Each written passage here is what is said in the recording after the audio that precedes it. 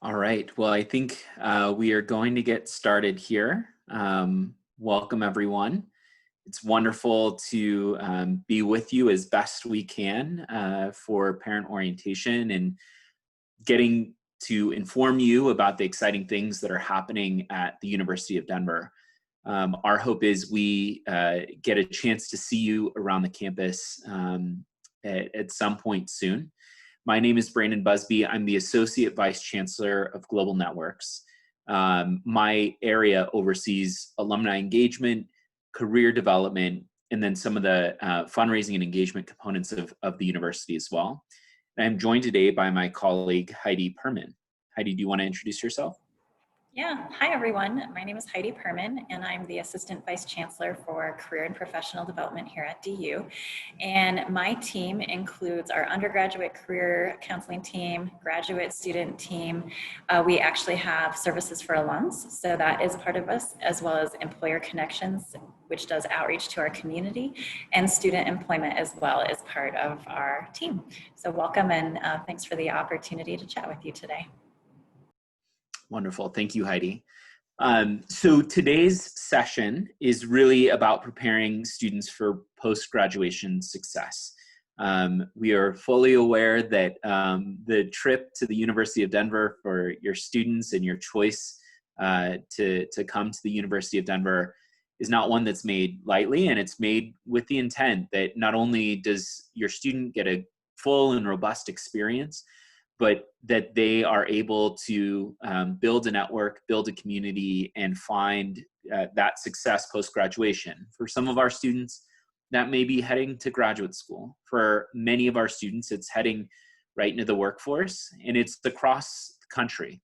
We see though 70% of our students choose to stay in Denver right after graduation, we do see a lot of movement of our community out to the coast in Chicago and kind of all across the United States. So it's an important topic, and the fact that you are here today taking time for this conversation is the first and best step to ensure that that success is in line in those at the end of the 4 years that your student spends at DU.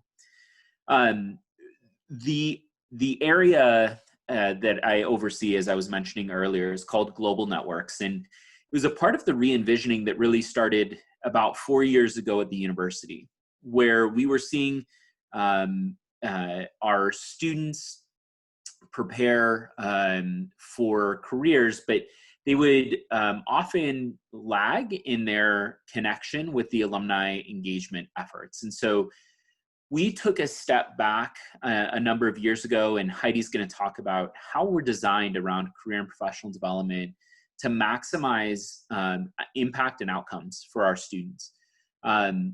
Just 2 years ago, a year and a half ago, actually it was even less than that, we had our new Chancellor, Chancellor Jeremy Hafner, join the helm as Chancellor of the University of Denver. When the Chancellor came on board, he said he wanted to continue down that stream of not just paying attention to, but really investing in the success of our students, and really started to articulate what is now being called the 4-dimensional student experience that really will be a signature of your students' time at the University of Denver. Some of you may have heard the Chancellor reference this or talk about this, but it really has to do with 4 key components. Of course, the academic rigor and the academic development of your student is absolutely core to the experience at the University of Denver. They're going to get a great education. In addition to getting a great education, there are 3 other factors that we really believe enable a whole student to be prepared to be a successful professional in the working world. And those 4 factors are character development. Who are they? What values do they hold, and how do they articulate those values? How do those values inform their approach and their thinking as they engage in the world? Well-being. There's a lot of scientific data that will show that physical health, nutritional health have a major impact on someone's ability to be a productive individual and professional.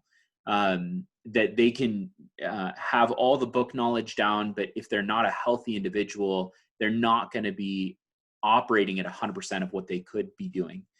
And that the last component, and the component that we will really be talking about today, is in the professional development and effectiveness area. And that really is a promise, a commitment by the university that not only are we going, it's not just about matching students to jobs when they graduate. It's not about a placement program. It's about preparing them to be competent, agile professionals that are going to navigate a world of work that, as we all have seen in the past year, is rapidly changing. And their soft skills is what some folks will call them, that the most effective professionals are going to need to be successful in this marketplace. There are also a set of relationships that our students are going to need to build. We're going to be there to help them build those relationships as well. And so really the architect of conceptualizing what our path has been and where we're going has been Heidi. Heidi is a national leader in career and professional development, and really at DU has helped us move our engagement with our student community leaps and bounds from where we were even 4 years ago. So you're coming at the right time, and Heidi is actually joining us live from our soon to be open Burwell Center for Professional Development, Career and Professional Development. The Burwell Center will house all things career. And so Heidi is, I think she's probably surrounded by boxes and plastic tarps covering everything. So I will turn it over to Heidi to talk a little bit more specifically about the program. Thanks for that, Brandon. And you're absolutely right. There's a lot of last minute touches happening. So if you hear construction noise in the background, I apologize. We have a flurry of workers that descended today to help with some of the final touches. So super exciting to be here in this building and to be able to open this amazing space for your students when they arrive on campus. So I'm going to talk a little bit about the work that we've been doing that Brandon alluded to in terms of how we've really reimagined career development on this campus over the past years. In many cases across the country, career offices are available to students, and it's a place where students can seek out appointments and workshops and career fairs if they want it or need it, and they get to know their career staff and their career advisors through that initiative on behalf of the student. In the last 4 years, as part of our strategic plan here at the university, we have thought about how do we create an entire community of support around each and every student on our campus that doesn't just reflect their career advisor, but an entire group of people in our community. So that's alumni who are perhaps graduates of the student's field of study or in an aspirational career that student wants to pursue. We have really looked at how do we better partner with and leverage faculty and staff across campus to be coordinated in our efforts to support your student. We've really been tactical and thoughtful about who is it within our employer community that we engage on our campus, and how do we go about engaging them in the most in-depth and meaningful ways within our organization. And then we also think about our students. How do they support one another, as well as where do family and friends of the university fit in? So for example, we've had cases where parents have been engaged and involved in a variety of the things that I'm going to talk with you about today. So when your student comes to DU, you're really going to hear them talk about a variety of advisors and staff and people that they're working with along their career development. And we love that. We think about this concept of that maybe some of you have heard of the idea of having a board of directors that supports your professional pathway. And we're introducing that concept to students to say, there's a lot of people who can wrap around you and support you with your career development. And each of them is going to bring different advice and expertise that is going to help you toward your goals and achieve those. So when I walk through this presentation, I'm going to give some examples of how we are leveraging and pulling in these different audiences and communities to help have really engaging and supportive experiences for your students in relation to their professional goals. So I'm going to start by talking about our career advisor team. So every single student, when they arrive on campus, is assigned a career advisor. And that career advisor is assigned to your student based on their major and area of study. We love this model because students will then see that career advisor in classes associated with their major. They're going to get personalized emails from that advisor sharing information and events and job and internship opportunities that are very relevant to that student.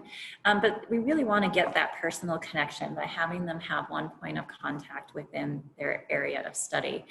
The faculty also know who that career advisor is for the area of study and will oftentimes help get your student connected in and referred into that staff member.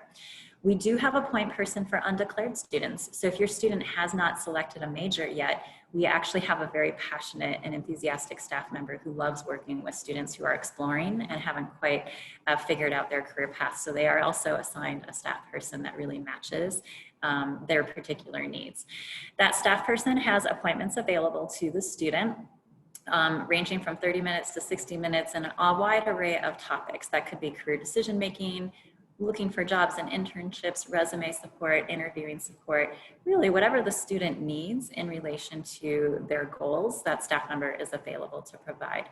I also, to Brandon's comment, we have so many students that come from out of state. I wanna let you know too that the career advisor can be very helpful and informative when the student is maybe looking for opportunities outside of the Denver area.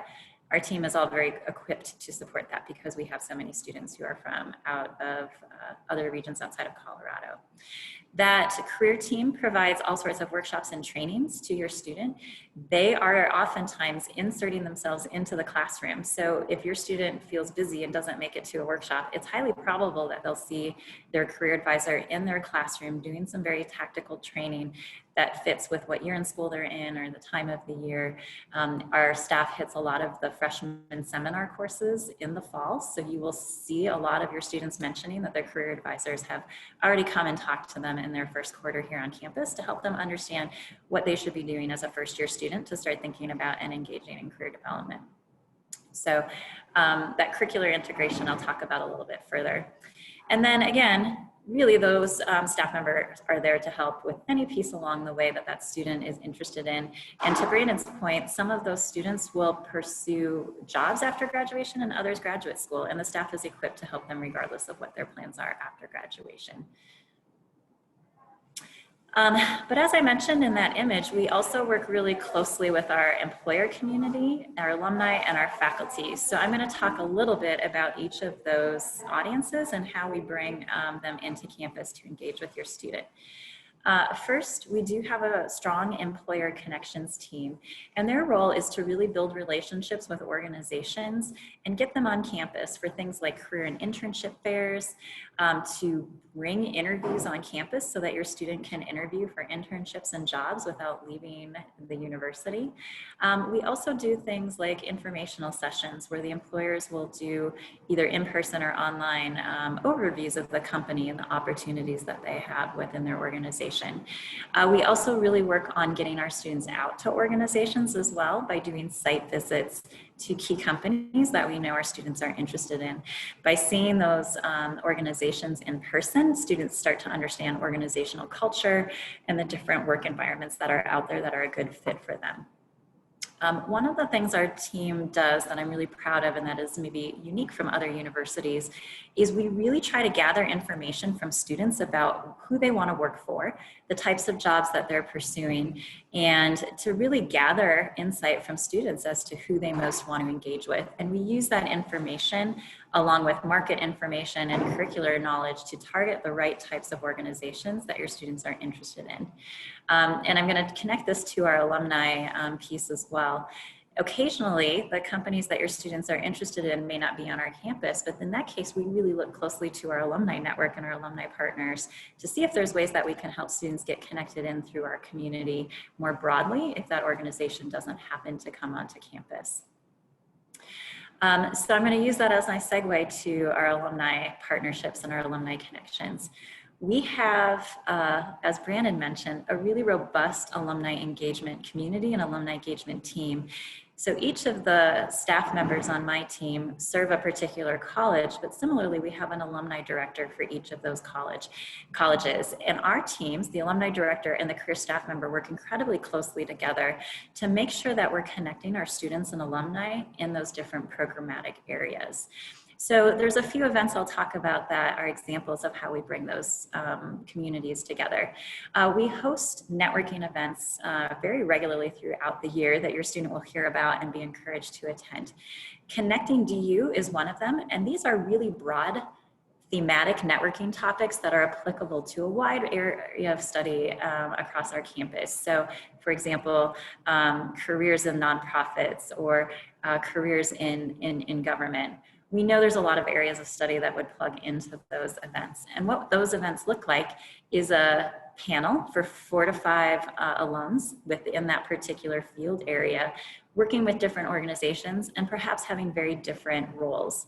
We then bring about 18 total alums beyond those that are in the panel.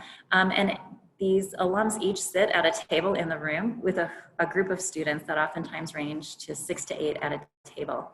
And what we actually have the students do is rotate around and talk to these various 18 alums about their profession, about their organization, about how they got into that field. And there's 2 things about these events that are particularly valuable. Number one, for an incoming student who's maybe unclear about what they want to do, these events are a great way to explore a wide array of different career opportunities in an area that generally might be a passion for them. And second, a lot of these alums have job and internship opportunities within their companies. So as students rotate, they're oftentimes hearing about hiring opportunities from this DU network as they're at those events. And so we're always struck by the amount of times that student attending these networking events leads to a lead on an internship or a job for that student in an area that they're passionate about. Mentor for a Moment is a speed networking type of event that has very similar components to Connecting DU. But those are the ones that are held within a college that might be a little bit more narrow to a particular student's area of interest. So it might be something about careers in biotech, or it might be something about careers in art. So Mentor for a Moment is going to be a slightly smaller version of the event that's really tailored to niche fields and industries that are held within our particular colleges. Students love these events. Sometimes they're nervous the first time they attend because if they haven't been to networking events before, it can be a little intimidating. But what we find is that once students get there the first time, they really love and enjoy those programs and events and return and tell their friends about it. So we've really grown these substantially over the last few years due to that excitement and momentum of hearing from their peers how valuable the events were. Our alumni community also really loves to be involved and engaged. And we've actually had young alums who have attended these events as students return as volunteers and panelists to get engaged, which we love. We also really utilize our alumni community to serve as career volunteers in a variety of ways. So they may come in and help with a resume review day. They might come in and help with mock interviews, classes that we offer. They may come in and assist with as speakers. So we really leverage our alumni community in a variety of ways. And we have an entire platform that's dedicated to connecting students and alums. Across a networking platform, similar to LinkedIn, but just a little bit more tailored to the needs of the DU community. The last area that I'll mention is our faculty relationships. About 4 years ago, we launched our Faculty Career Champions program. And what that program is it's just simply celebrating a lot of our faculty who are having career conversations with our students. But when we have launched that program, what we've really been focusing on is deepening our relationships with faculty so that we can integrate career development right into the courses that your students are offering or are attending. So it's not going to be unusual for your student to actually be required to engage in career development or get a resume review or do activity around career because it's actually embedded in the courses that they're required to take as students. This is especially true for our Daniels Professional Development Program, for a lot of our Ritchie School of Engineering and Computer Science, and this is also becoming more and more true in all of the other natural sciences, mathematics, and arts, humanities, and social sciences programs as well. I'm going to pause there for a second because I see we have quite a few questions coming in. I don't know, Brandon, if any of them are relevant to address now or some that we should hold until later. Definitely one that I want to address now is, what is an internship? Mm-hmm. Great question. So for students, we define an internship as any type of a meaningful work experience where a student is building hands-on experience toward their professional goal And ideally that would be under the supervision of a site supervisor or a supervisor that has some expertise in that industry and can guide them along, and that the student can learn from that individual. Internships can be paid, they can be unpaid. We don't necessarily consider that as, you know, a requirement either way. And it actually does not need to be for credit. So many people assume that for an internship to be official or to call it an internship, that you have to be getting credit through the university, and that's not the case. There are some programs that offer credit for internships, and that's handled by each department. So the faculty member guide that credit and what a student needs to do in order to earn credit for the internship. But many students secure and gain those experiences during their time at DU without having a curricular tie or component. So our team is there to support students in helping identify and find those types of work experiences, as well as helping them understand if they do want to get credit for it, how they go about that. The other thing I'll say is that our department offers an internship and award program in the summer that helps support students who have found internships where maybe that employer is not paying their interns. And that's really common in certain industries such as nonprofit or educational organizations and a fair amount of government or international positions. So we offer grants that range from $2,500 up to $3,400 to support students who have found an unpaid internship and maybe find that to be a struggle if they can't work during their summertime because of that internship. So that's a competitive award. We have many opportunities for students to apply for those in the spring quarter for internships that happen during the summer. Great. And then there was a question, just making sure you are in the new building. There's a little bit of background noise. So just wanted to, I think there was just a question about, is that what that might be? Yes, my apologies. Someone just walked through here. Again, a little bit unexpected traffic here today. Normally it's quiet on Fridays, and that is not necessarily the case today. So go ahead. Sorry, a couple of questions around internships. Could you talk about our plan for the fall quarter career fair? Yeah, that's a great question. So obviously this is a unique environment, and I think this is a nice segue. We are still very engaged with employers, even though there has been a pandemic going on. So between March and probably May, the beginning of May, these are just a sampling of employers who continued to be engaged with our office even during the pandemic. So they all switched to going from in-person activity to doing some virtual programming for our students. And that will continue into the fall quarter. So what we've been hearing from our employers is that they don't feel comfortable doing large recruiting events in person on campus, but many of them are still hiring and anticipating that they will have hiring needs throughout the year, and especially for our June grads and our summer interns next year. So we are doing 5 virtual fairs that are being broken down into niche and industry areas so that students can find the fair and the employers that are most related to their field of study. So that will range anywhere from, there's a business fair happening, to one for governments, nonprofits, there's one for technology. So your student will receive communication about those events, and it's never a bad idea for people to start as a first-year student attending those events, and they will hear from their career advisor, who will send out tips and suggestions on how to prepare. But yes, those will be happening in the fall quarter virtually on a niche industry focused area. Was there another one? Yep, a couple more. When do internships normally start? And then maybe if you could also talk about, I think one of the things that we're seeing is the internship landscape, similar to how 2008 things fundamentally changed.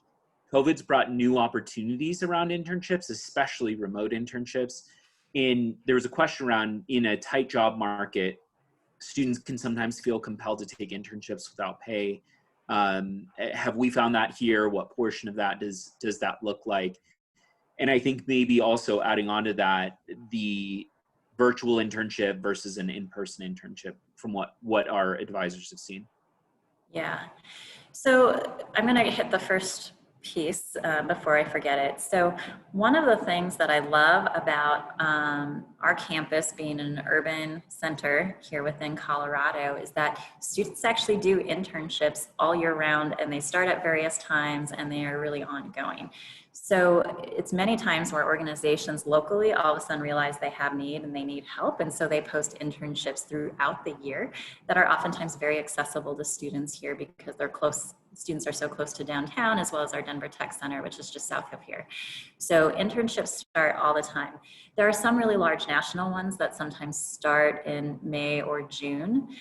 We actually work really closely with students for whom their internship program for the large company starts before school is out, and we've had a lot of success in working that out with the students so that that doesn't become a barrier to them because of our quarter system. But yes, internships happen and start all the time, all year round. And again, because a lot of the internships are paid, a lot of students will do this as their paid employment while they're here on campus. And again, that can be a really nice opportunity to not only have some cash flow coming in to help pay for expenses that come up as a student, but really building great resume opportunities as well. Related to COVID, we did see quite a few students whose summer internships pivoted to remote, and organizations were very open and flexible about that in many cases. There are some industries that have been harder hit where those internships might have gotten postponed or delayed or canceled in some cases. Where we saw that pretty heavily here in Colorado is in some of our hospitality industry. So in those cases, the career advisor, the faculty have worked really closely with the student to help them understand what are close, similar types of opportunities that students can pursue and backfill in that situation. We did have some students who continued to pursue internships that were in person because the nature of the work was actually pretty critical to be in person. And in those cases, we simply worked closely with the student to help inform them about some of their rights and how to work with employers. And we actually message employers when we have that information to make sure that employers are creating safe environments for our students as well. In terms of paid or unpaid, I don't necessarily know that we have any documentation this quickly from the most recent summer as to how much of a shift occurred there in terms of number of paid or unpaid internships. But we definitely talk with students about that topic of paid or unpaid. We actually press employers a little bit on that issue too. If we think they really need to be paying, we educate employers about what some of the laws and legalities are around unpaid internships to make sure that as many employers as possible are paying students when appropriate. Perfect. And I know we still have some content to get through. No, that's fine. Maybe we'll tackle a bunch of these questions that are relevant to very specifically the first year as we come towards the end. I think so we can go ahead and move forward, and then we will circle back to all of these questions. But are you going to speak about on-campus student employment at all, Heidi? I will touch on that a little bit at the end, since that's a new area of operation for us as well. Perfect. So let's go ahead and move forward. Great. So in terms of the employers, as you can see, we just grabbed a bunch of logos as examples, and it's a wide array of employers. We work closely with nonprofit, for-profit, government agencies, and many of the organizations may have offices here, but we oftentimes are working with them on some of their offices in other states and other cities as well. So again, our team always has an eye on organizations that have a broad network, knowing that some of our students want to be in other cities and other states. So we do a lot of outreach. A lot of organizations come to us because they are simply aware of the University of Denver and our positive reputation, but we work really hard to do outreach, again, with organizations that we know students are particularly interested in. As Brandon mentioned, we've been working really hard to grow a campus culture of career development. And what that means is, again, where many campuses across the country wait for your student to show up at the door, we really try to insert ourselves across campus so that your student can't miss us. So like I said, while being the students' classes, we will oftentimes work to build things into the curriculum. We also work really closely with large employers on campus, and we go into their staff meetings and do training. We do that for tour guides. We do that for orientation leaders. We do that for resident assistants. And we help them make connections between their job and the learning that we want them to do as students, right? Just growing professionally. And as a result of this deepening engagement and bringing career development into campus, you can see the trend line here over the years of how much we have engaged students in career development year over year as a result of changing the way that we approach this work. So by inserting ourselves in campus and creating this culture of career development, we've gone from about 2016 to having 35% of students engaged, all the way up to 2018 and 19 of having 70% of students engaged. Because of the pandemic, we ticked back just a teeny bit last year, which is not unexpected. When the pandemic hit, I think it was hard for students to navigate being a student, but we're really proud of these numbers. And as a comparison, when most students are surveyed nationally, about 50% of them have engaged in career development by the time they graduate. So for us to engage 70% of our students just in 1 year is a really big thing that we're proud of. And we typically engage between 70 and 72% of our first and second year students. So we want to reiterate that this is something we want students to get started on and be working on right away in their beginning of their time at DU. So people oftentimes ask about outcomes. As we deepen engagement with students, we see correlation. The more students engage with career development, and if they've had an internship, they're much more likely to have their post-graduation plans secured within 6 months after graduation, which is the national standard that is tracked. So for the class of 2019, which is the most recent class we have data for, 90.3% of students had secured their post-graduation plans 6 months after graduation. Our number in this area tends to always exceed national and regional averages, and we're really proud of that. We really focus on supporting students toward that plan, whether it's graduate school or employment. The other thing, though, that's actually not asked nationally, which pains me just a little bit, is nationally they don't ask about, but do you like your job? And that's something that's really important to us. We don't want students to just be employed. We want them to feel good about the things that they're landing after graduation. So in our graduation survey in 2019, 84% of students reported that they're satisfied or highly satisfied with their employment outcome after graduation. And again, we don't have a national number to compare that to for new grads, but nationally, if you look at a question like this with people who are just working, you'll see ranges oftentimes that are in the 50% area. So the fact that our new grads are really happy with their first employment is a point of pride for our institution. So I'm going to pause for a second and just talk a little bit about student employment, and then I'm going to have Brandon talk a little bit more about the building that I'm hanging out in today. Student employment has just come under career and professional development beginning this summer. Before, we did have a student employment office that posted positions and helped students get connected, but it really wasn't as robust as what we envisioned would make a big impact toward the professional side of the four-dimensional student that Brandon illustrated. So this summer, and the decision was made to increase support for student employment and also merge it with career and professional development so that campus jobs are really a great progression that ties student employment to internships and their professional development goals. So a few things. There's a lot of jobs available on campus. Many of those are available remotely for students who may need that opportunity. Those jobs are posted the exact same place that students look for internships and full-time employment. So they'll go to one stop no matter what type of position that they're looking for. And they have already heard about that website. Their career advisors started communicating with them about student employment opportunities on that website in July, as soon as the new academic year kind of began for us. So some other things, though, is that what we're going to be doing with our students is working with both them and the supervisors to think about how we can do some training and coaching to help them be successful as student employees and start building the tools and skills that they need to also then be really successful in future internships. So as we build this program, students will see more training on things like professionalism in the workplace and technical skills that might aid them in their campus employment, but then also be setting them up for foundational skills for internships and things along that line as well. Some people ask about work study, so I'm just going to address that really quickly. Many jobs on campus are available to all students. There will be some campus jobs where the department requires that the student have work study as part of their financial aid package, which is simply some funds that can go toward their campus job.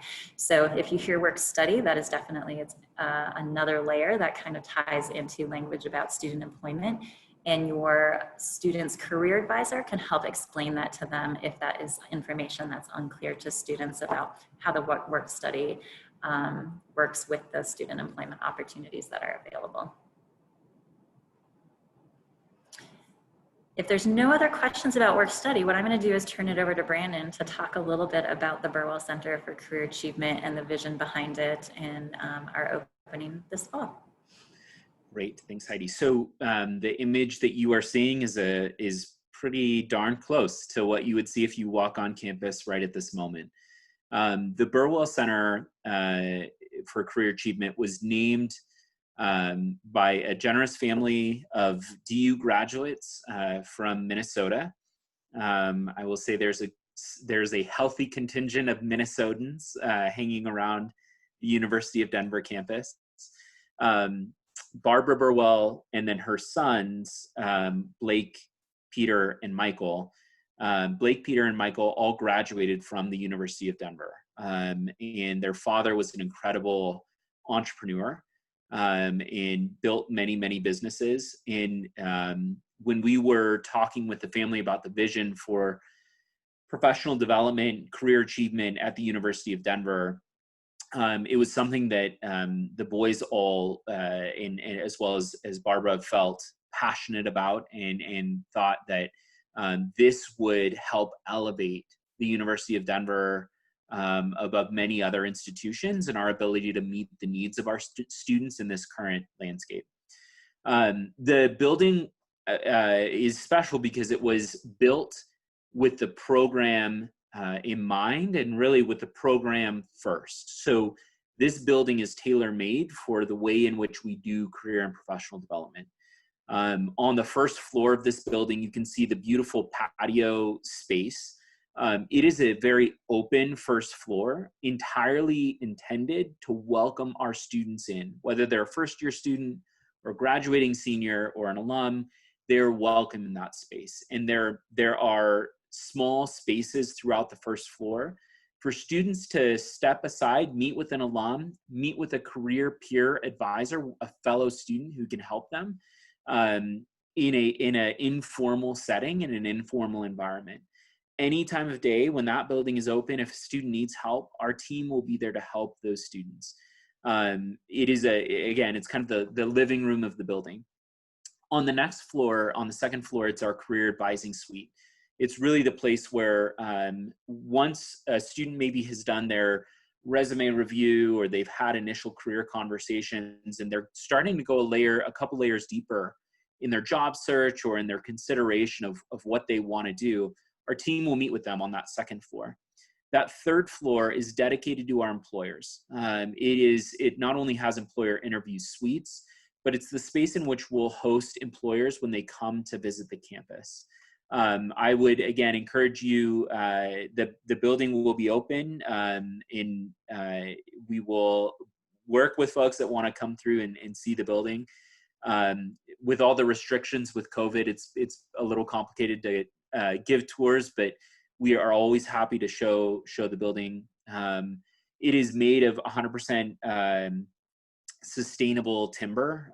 So the building itself is very likely to be the university's first LEED Platinum building, meaning it's met the highest standards in sustainability for the building. So it will be a warm, welcoming, and open space for your students. Our team will be in there to help students when they get here in just a few weeks. So that building will be available for them. So with that, I think at this point, we're going to jump into questions and start to go through. And I'm going to go ahead and take them from the first all the way down, first question asked. So Heidi, can you talk about how our career advisors are assigned for students who have two majors? I know you talked about it, they are connected by the major, but if they have two or concurrent degree aspirations, how does that work? No, great question. In many cases, if a student has two majors that are pretty distinct from one another, they will actually have two advisors that they could potentially work with on those different focus areas or areas of interest. There's typically on their record Usually it's simply the one that they registered for or noted first will show up as primary. And so they'll oftentimes get some of the general outreach from that career advisor. But when they go to schedule appointments, they'll see both available within their online profile to schedule appointments. So we encourage them to meet with whomever is a good match for maybe what they're thinking about at any given moment in time. Great. And then can you talk a little bit about when is it recommended to get connected with a career advisor? What year is the best year to be connected?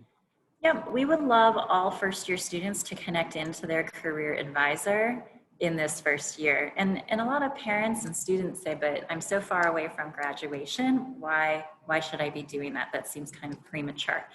And the reason for that is our career team wants to talk with your student and understand what is it that the student is thinking about in terms of their professional goals and aspirations, and make sure they understand some of the things that would be important to do toward that aspiration.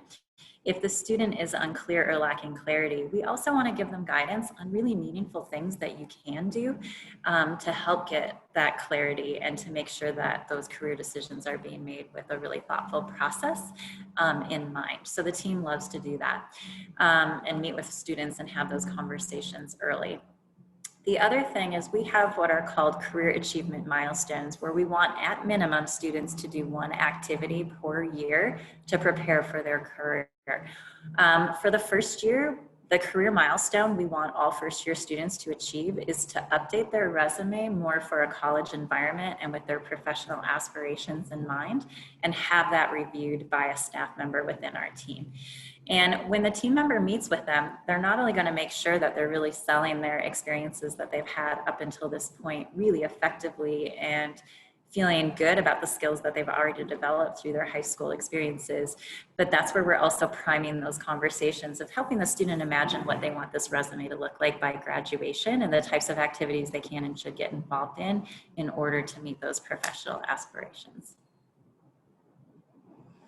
And one point of clarification, their academic advisor and career advisor are not the same person or same individual.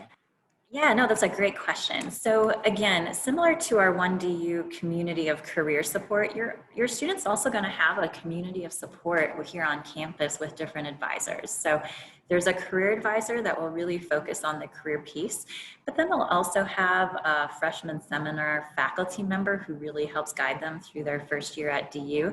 And once they pick a major, there's a faculty advisor that really helps them guide the nuances of their major.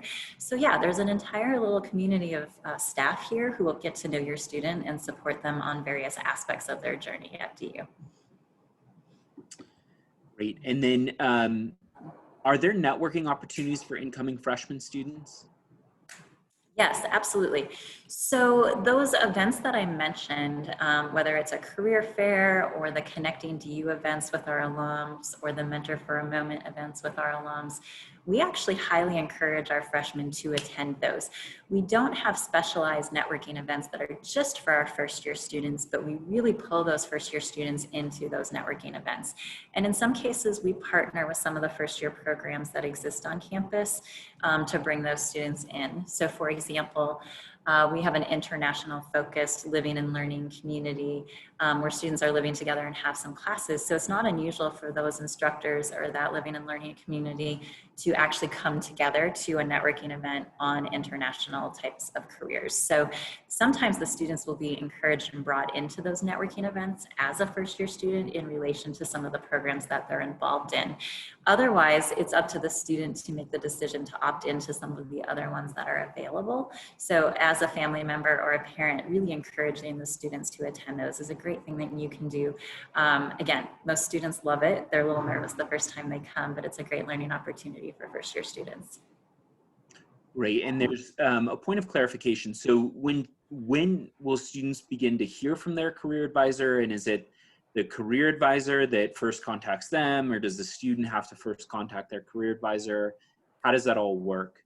Yeah, so our career advisors will email all incoming students over the summer. So your student has probably already received an email from their career advisor. When we opened up the student employment job posting site to those students and made it available to them for them to log in and start applying for campus jobs, the career advisors did reach out to the students at that time to let them know student employment was open, to offer to review resumes and help them with applications for student employment. They will also then receive from the entire office a monthly newsletter that gives, or a weekly newsletter that gives updates on things happening for the week. And then again, they'll also hear from their career advisor here and there with specific stuff specific to their field of study. The career advisor will send those messages. The career advisor will be in classes, but if the student wants an appointment, in most cases, the student would want to take that initiative to schedule the appointment. And in all of our communications, there are tips and instructions as to how a student can do that, either online or through a phone call. Great. And the next question is around, so two questions that are connecting. So when do students, like what year do students normally start internships? And then specific to freshmen, what is the expectation that incoming freshmen will do an internship at the end of their first year? And if yes, can you talk about the typical calendar that freshmen would follow to line that up? Yeah, that's a great question. So we do have freshmen that do internships after their, in the summer after their first year. Everybody's in a very different developmental spot related to that though. So sometimes we've got students coming on board who've already done internships in high school and they actually want to start one during the school year as a first year student. Others might not be sure they're ready for an internship after their first year, but we really encourage students to think about it. And the reason for that is there was a national survey done actually a few years ago now, and it asked employers, how many internships or relevant experiences do you want people to have by graduation? And 50% of employers said one or more, but the other 50% said two or more. And we try to share that statistic with students because one internship is great, but more and more organizations are hoping and expecting that students will have multiple experiences. So starting that early in the freshman year, you know, in that summer after the freshman year can be a great time to start building that resume and building blocks. If a student starts internships early, oftentimes it's priming them to be competitive for some of the more hard to get into national competitive internships that they might be interested in. When employers said they wanted people to have 2 or more internships, there was 2 reasons why. Number one, because so many people have internships nowadays, that's how they identify the cream of the crop or the people who've gone above and beyond. And then the second reason they noted is that as organizations' resources are tight, they love candidates who can hit the ground running quickly and don't need as much training. And so if students have had multiple experiences, they're more likely to be able to hit the ground running and not need as much training. And that is an appeal to many employers and many organizations. So freshman year is great. If your student is studying abroad in their junior year, oftentimes they leave, depending on the program, partway through the summer, and it can make it kind of tricky sometimes, depending on the schedule of their study abroad, to do an internship before they head out for their junior year. So starting in your freshman year just gives a little bit more flexibility to get that experience under your belt when it's sometimes easier to do so, in case the study abroad hiccups internship availability in the next summer. Another question is around, are extracurricular clubs, like a business club, a large part of helping students expose themselves to various industries? Great question. I love that question. There's a lot of ways that students can gain experience and get exposure. Student organizations and clubs are a great way to do that, especially taking leadership roles and getting some hands-on experience in those clubs, whether that's as a treasurer or someone doing marketing and social media for that group, or being the president and developing those leadership skills. So things like that are amazing. Internships are a big thing. Certainly campus jobs can be really skill building and developmental for students. We have research opportunities on campus that are available to students. There are some campus projects and initiatives that students will have the opportunity to work on, whether it's related to entrepreneurship or doing a case project for an employer. So any of those things are great ways for students to test out different things they're considering. Our community engagement program here on campus, it really builds a lot of service learning opportunities into the curriculum, but alongside that, they offer things that students can get involved in with local service organizations, to build some hands-on skills that way as well. So there's a ton of pathways for students to develop skills as well as explore different areas that they're considering. So DU has some academic departments that are smaller than others. For example, how does DU do career development for engineering students? And if you could speak just to how we generally serve some of the smaller majors. Yeah, absolutely. This is an area where I think we excel, and I think we do really well at this as a result of the pivot that I mentioned that we have done. That's where curricular integration is really big. So our career advisors, because they're assigned to specific majors, oftentimes work with those faculty to discuss what do those students need and how do we get that need met. So engineering is brought up. We have a very close relationship with our engineering department, and specifically the faculty member who teaches our first year engineering course. So I'll just use this one as an example. In partnership with that faculty member, we have built in required resume reviews, and I actually think it happens in the first 2 weeks of classes for all 100 students in that engineering course. So our peer advisors and our staff work together to make sure every single one of those students knows how to put a resume together, and then they get feedback on it. So there's a training and then individual resume reviews for each of those students. And we require the student to upload that resume into our Pioneer Careers system where they look for internships and jobs, so they know how that tool works. On the flip side, we have really small programs like our Gender and Women's Studies program, which oftentimes is 8 to 10 students in each class year. It's quite small. And in that case, same thing. We've worked with the faculty. We identify would a networking event work well for them? And in that case, the faculty are really appreciative of us connecting into a capstone course that happens in those students' senior year as a really prime time to start talking with them about some of the things that they can be doing to leverage their capstone work in their post-graduation goals. So very tailored to each program and department, and working very closely with both the students and faculty to do what's best. Great. So a couple more questions. The next question is there career support for pre-med students?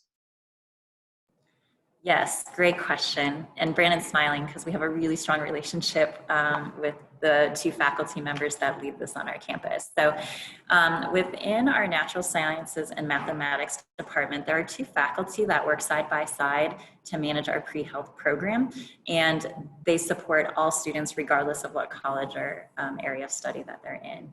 And we partner with that faculty member very closely to coordinate our efforts. So she does outreach to a lot of hospitals and care facilities to identify opportunities for students to volunteer or work or get internships. She does a lot of very tailored programming. The 2 faculty work together, do a lot of very tailored programming for students to help them understand the key competencies that are expected for all of the different pre-health type of programs, and then help students understand the various pathways that they can plug into. So we co-lead a lot of programs together, we partner on a lot of programs together, and students who identify on their record that their pre-health interest will automatically get pulled into additional communications and newsletters that are specifically for our pre-health students. Great. I'm going to do 2 rapid fire questions, and then we'll try our best to get through these last couple here before we get to 1 o'clock.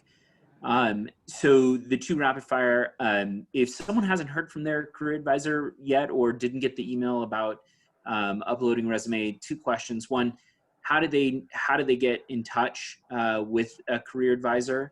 And then where do they upload their resume to get it reviewed? Yep.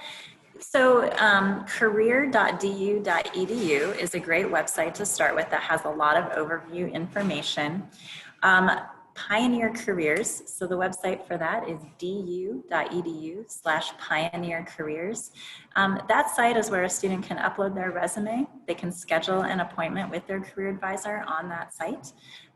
They can look at the upcoming events for career fairs or networking events and things. So it's really a one-stop shop for students to look at jobs, sign up for an appointment with their career advisor, or upload that resume. So That one is du.edu/pioneercareers. Great. And then Sharon, if we could get that in the chat, that would be awesome. And then a couple of seeking advice questions. So maybe advice for what's the very first step a first year undecided major should take. And then another question similar about how to start out. Not every person coming into DU is a first year student. We have transfer students. So what advice would you give a transfer student looking for an internship by the beginning of next summer? A transfer student, I would just say, meet with your career advisor right away and build that relationship, because for summer internships, what your timing is in terms of when you start will depend upon the type of internship that you're looking for. So accounting, for example, they and consulting firms, they start immediately in the fall with a lot of their recruiting, and then it's very early. There's other organizations that actually won't start until March for some of their recruiting for summer internships, and that's very fluid and different from industry to industry and organization to organization, but our career advising team tends to have a good pulse on when someone needs to start depending upon their professional and career goals. For a first year student, get that resume up and running, but get it reviewed by one of our staff members is a really great place to start. Familiarizing yourself with the two websites that we just mentioned. Career.du.edu just is a very educational site, so there's a lot of resources and blog posts and readings on there, so it's very educational. And then the other site is where you can schedule the appointments and start perusing events. So get active, do something, and start attending things. For someone who's undeclared, we want people to take classes that they're excited about and passionate about, because that oftentimes helps spark ideas. For someone who's undeclared, we also highly recommend getting involved in something that sounds interesting on campus, and that could be a job, it could be a student group. But most people get clarity by doing something that's interesting, whether it's a class or an activity, and that's where they start to spark ideas about what is a good match for them. So when someone is unsure, we say the worst thing you can do is nothing. Just get active and get involved, because most people's career or major passion is sparked by some of those activities. All right, and then with 2 minutes left, questions about specific school programs. Who is the career advisor? Does career advising work within Daniels that may be different than kind of what's been represented here? And then also for international studies. Yeah, so two things that I will say. So the team that I oversee is the central career team for campus. All of the programs and events that we are running are open to all students.